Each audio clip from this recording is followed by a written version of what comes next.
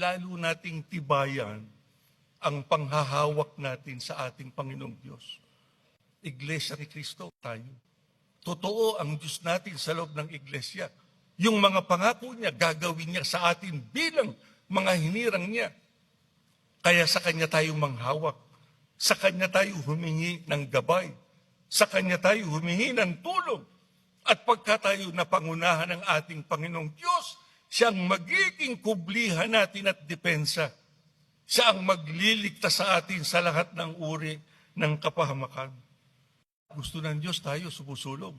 Gusto ng Diyos tayo ay umuunlad. Gagawin niyan lahat yon bilang mga hinirang niya.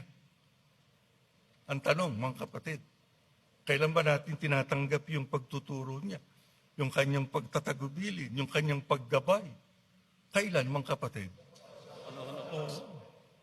Lagi tayong sumamba para matanggap natin yung kanyang pagtuturo, yung kanyang mga pagtatagubilin, yung kanyang paggabay, malaman natin yung pinakamabuting landas para tayo ay mabuhay. Tatanggapin natin yung kanyang payo at yung kanyang pagbabantay.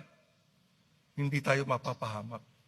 Makalalampas tayo sa lahat ng pagsubok sa ating buhay.